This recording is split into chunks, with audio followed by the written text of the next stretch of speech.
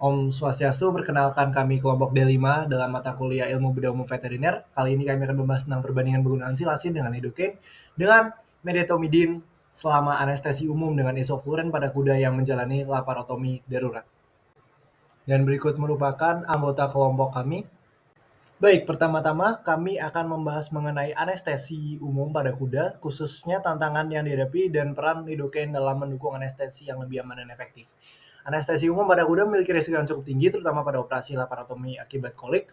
Meskipun teknik dan pemantauan anestesi terus berkembang, angka mortalitas perioperatif hanya menurun dari sekitar 35% menjadi 7 hingga 8% saja. Namun perlu kita sadari bahwa anestesi masih menyumbang sekitar 15% dari total kematian perioperatif pada kuda. Nah, selama anestesi pada kuda, ada 3 tantangan utama yang harus diperhatikan. Yang pertama adalah stabilitas kardiovaskular, karena kuda sangat sensitif terhadap perubahan tekanan darah dan perfusi jaringan. Yang kedua adalah manajemen nyeri yang efektif, agar kuda tetap nyaman dan tidak mengalami stres fisiologis yang berlebih. Dan yang ketiga adalah pemulihan atau recovery yang harus berlangsung dengan aman dan halus, karena pada fase ini resiko cedera atau komplikasi itu meningkat. Nah, dalam praktiknya, anestesi pada kuda umumnya melibatkan penggunaan agen alfa-2 adrenergic agonis seperti silasin dan juga medetomidin. Nah, agen-agen ini memberikan efek sedasi, analgesia, serta dapat menurunkan kebutuhan anestesi inhalasi atau minimum alveolar concentration atau MAC. Namun, setiap agen memiliki tingkat selektivitas dan efek hemodinamik yang berbeda, sehingga pemilihannya dapat sangat mempengaruhi hasil anestesi dan kestabilan fisiologis kuda.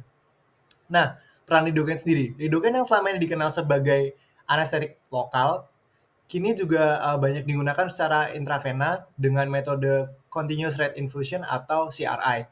Selain memberikan efek analgesik, lidocaine juga memberikan efek antiinflamasi dan terbukti dapat menurunkan kebutuhan isofluren selama anestesi. Namun, meskipun potensinya ini menjanjikan, efek lidocaine terhadap stabilitas fisiologis dan proses pemulihan pada kuda yang kritis masih memerlukan penelitian lebih lanjut. Hal ini penting agar penggunaan lidocaine ini tidak hanya efektif dalam mengurangi nyeri, tetapi juga aman untuk sistem kardiovaskular dan juga proses dari recovery kuda itu sendiri.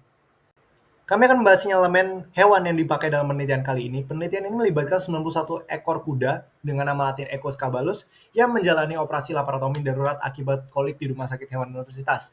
Nah, 91 ekor kuda ini dibagi menjadi dua, itu grup X dan grup M, di mana grup X memiliki jumlah individu 45 ekor, rata-rata umurnya 10-14 tahun, rata-rata berat badannya 136-460 kg, komposisi jenis kelaminnya itu betina 39,1% sebanyak 18 ekor, dan jantannya 60,9% sebanyak 27 ekor. Nah, pada grup M, jumlah individu sebanyak 46 ekor, rata-rata umurnya 5-10 tahun, rata-rata berat badannya 115-462 kg, dan komposisi jenis kelaminnya sebanyak 30,4% atau 14 ekor itu betina, 43,5% atau 20 ekor itu jantan, dan yang tidak diketahui sebanyak 12 ekor.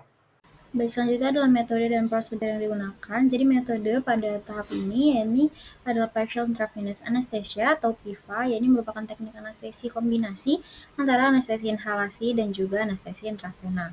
Untuk prosedurnya sendiri itu nantinya ada beberapa tahapan, namun mencangkup urut tindakan, obat yang digunakan, dosis yang diberikan, rute pemberian, waktu pemberian juga, kemudian tujuan ataupun indikasi pemberian. Baik, selanjutnya yaitu jenis obat dan juga tahapan anestesi yang dilakukan pada kelompok X. Kelompok X menggunakan anestesi lidocaine sebagai pembeda dalam perbandingan studi kasus dengan grup M. Lidocaine diberikan secara continuous rate infusion (CRI) dan disertai dengan silazin dan butorphanol sebagai sedasi premedikasi. Adapun tahapannya dilakukan 4 tahap. Yang pertama ada premedikasi. Premedikasi merupakan tahapan pertama yang diberikan sebelum induksi anestesi untuk menenangkan kuda, mengurangi stres, dan mempermudah penanganan. Obat yang digunakan itu ada dua. Yang pertama silazin dengan dosis 0,6 mg per kilogram secara intravena untuk sedatif dan juga analgesik ringan. Yang kedua itu ada butorphanol dengan dosis 0,02 mg per kilogram secara intravena untuk analgesik opioid.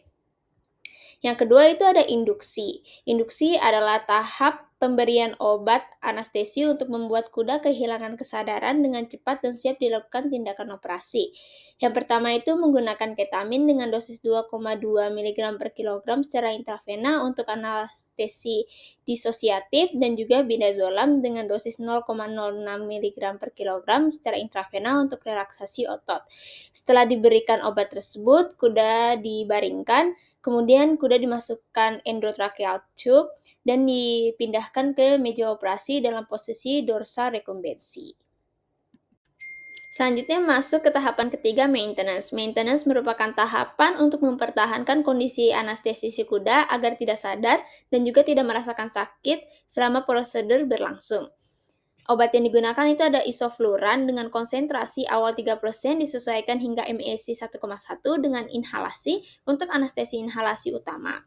Yang kedua itu ada lidocaine yang diberikan secara CRI dengan dosis 0,05 mg per kilogram per menit secara intravena untuk analgesik lokal sistemik.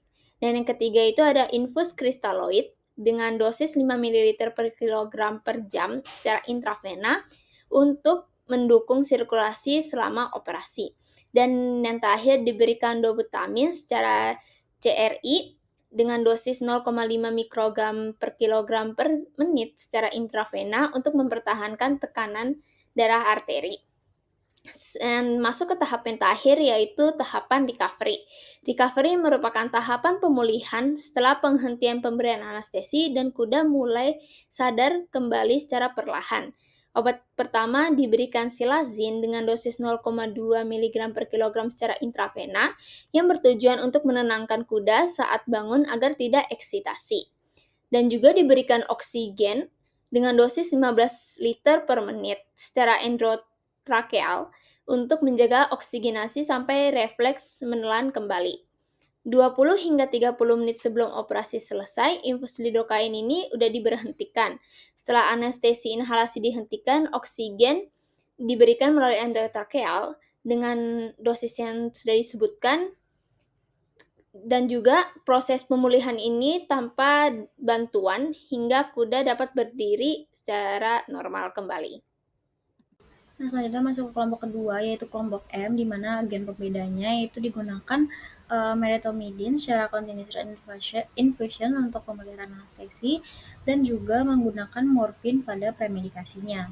Untuk tahapannya ada 4 seperti biasa, yaitu premedikasi, induksi, maintenance, dan juga recovery. Yang pertama itu ada premedikasi yang digunakan meretomidin dan morfin. Untuk meretomidin dosisnya 7 mg per kilogram dan morfin 0,1 mg per kilogram. Rute dari meretomidin itu secara IV, kemudian morfin itu secara intramuskular. Nah, untuk tujuan pemberiannya, meretomidin itu untuk memberikan sedasi kuat dan analgesia awal, sedangkan morfin itu untuk memperkuat analgesia intraoperatif. Selanjutnya itu masuk ke induksi. Di induksi itu ada 2 obat, yaitu menggunakan ketamin dan juga midazolam. Untuk dosisnya sendiri, ketamin 2,2 mg per kilogram dan midazolam itu 0,06 mg per kilogram.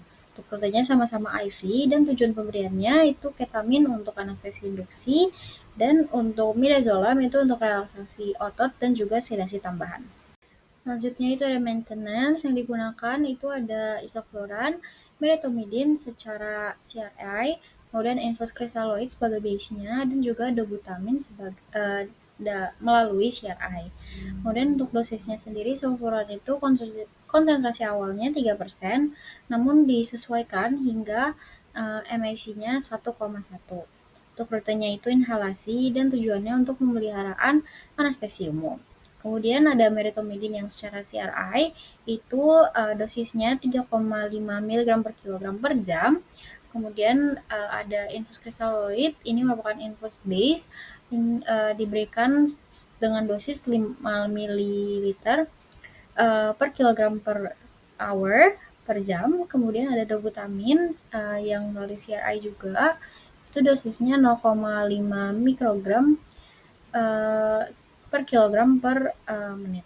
Untuk rutenya sendiri, ketiganya itu secara IV dan untuk tujuannya berbeda-beda. Untuk meretomidin itu untuk sedasi dan analgesia, infus kristalloid itu untuk mendukung sirkulasi selama anestesi, dan dobutamin CRI itu untuk mempertahankan tekanan darah arteri.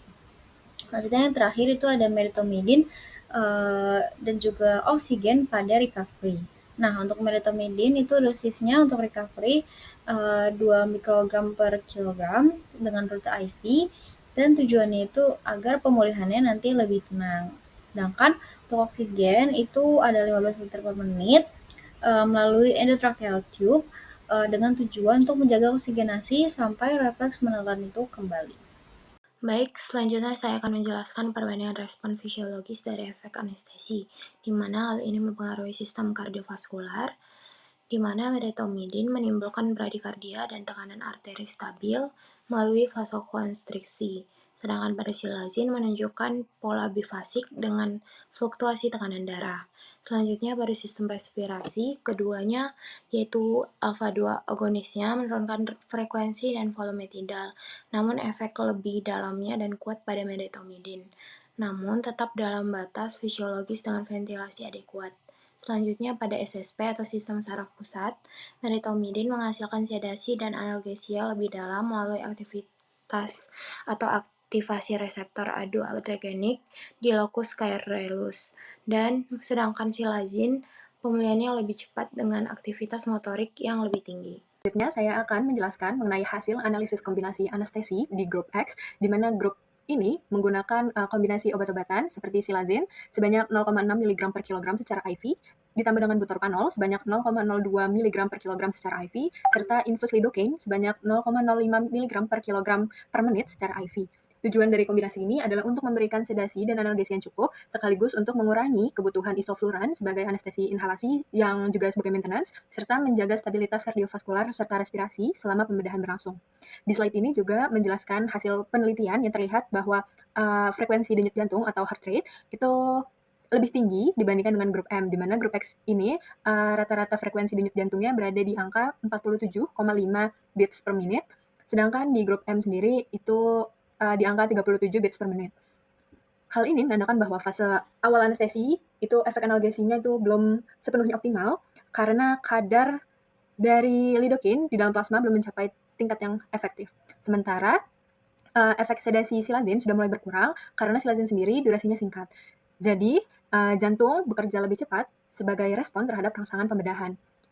Di slide ini juga menampilkan gambar grafik nilai rata-rata, median, maksimal, minimal heart rate pada grup X yang berwarna biru dan grup M yang berwarna orange, di mana terlihat dengan jelas bahwa selanjutnya saya akan menjelaskan mengenai hasil analisis kombinasi anestesi di grup X, di mana grup ini menggunakan kombinasi obat-obatan seperti silazin sebanyak 0,6 mg per kilogram secara IV, ditambah dengan butorphanol sebanyak 0,02 mg per kilogram secara IV, serta infus lidocaine sebanyak 0,05 mg per kilogram per menit secara IV. Tujuan dari kombinasi ini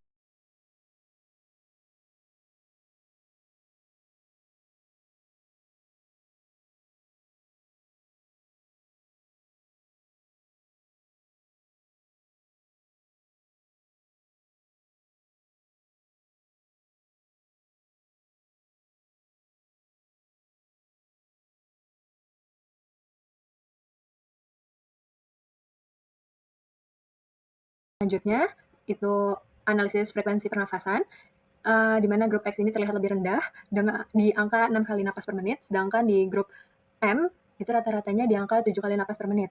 Hal ini menunjukkan bahwa anestesi di grup X itu lebih dalam, atau juga menunjukkan adanya efek depresan respirasi yang lebih kuat dibandingkan dari kombinasi di grup M. Namun secara keseluruhan nilainya itu sedikit nggak beda signifikan, sehingga kedalaman anestesi di kedua kelompok dianggap sebanding.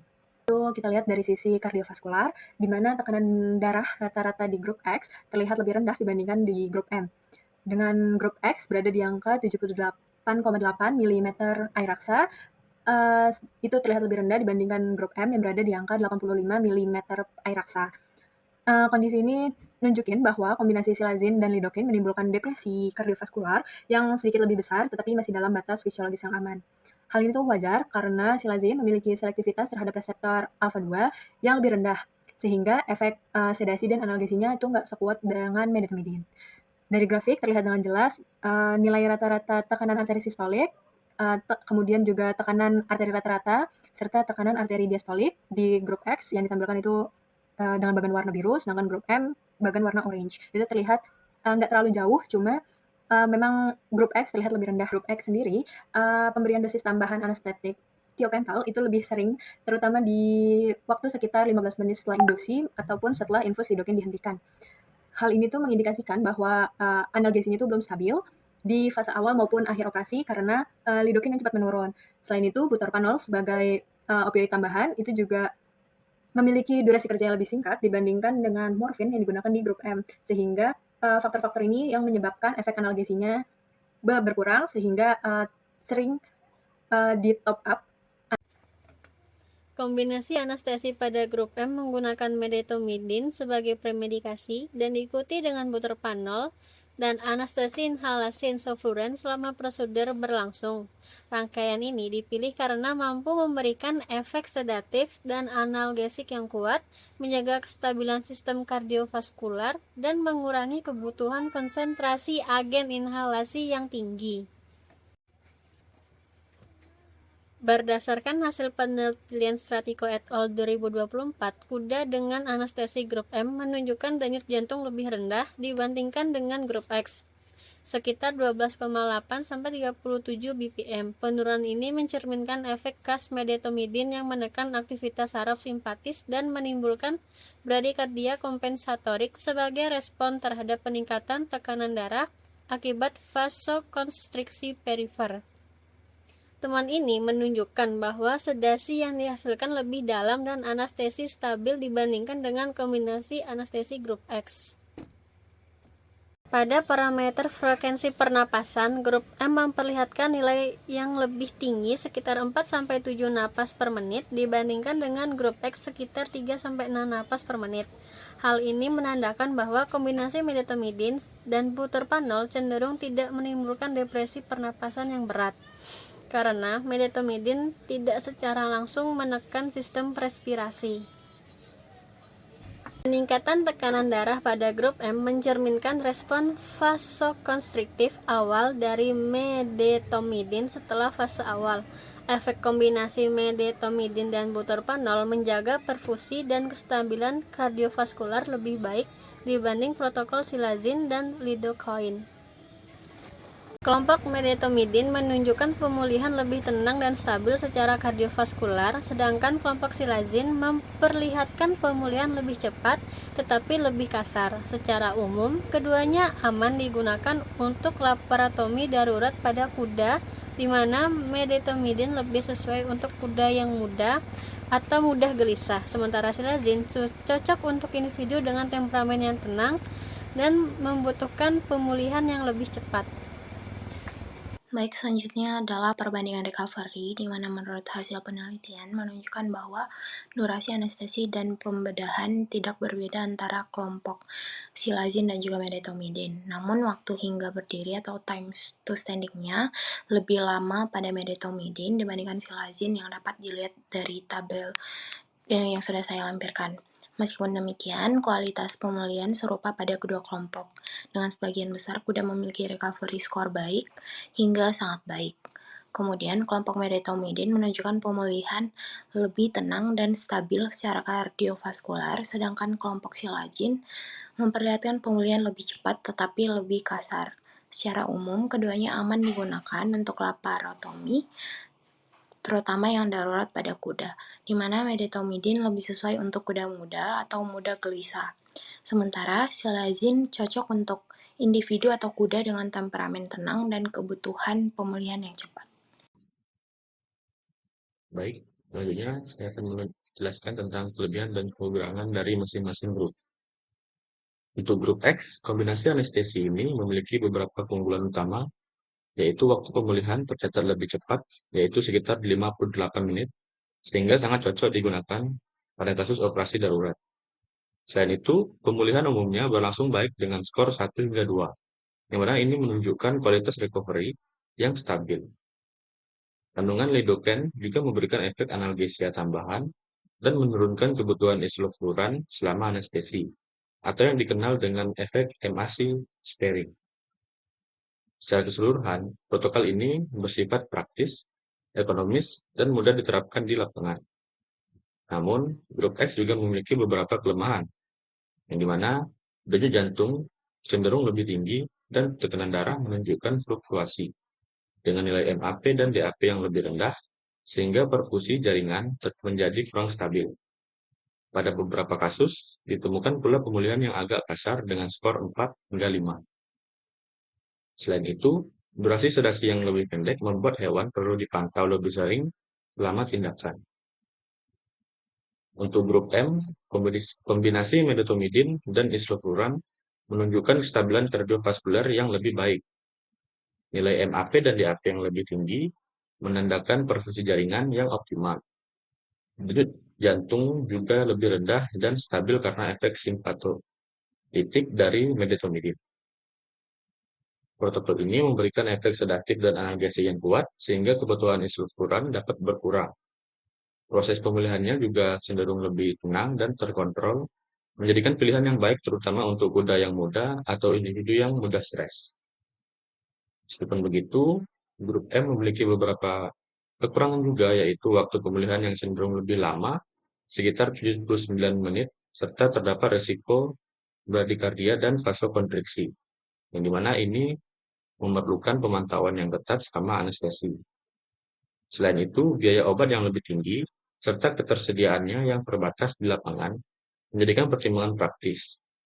Protokol ini juga tidak disarankan untuk digunakan pada kuda yang mempunyai gangguan kardiovaskular yang berat.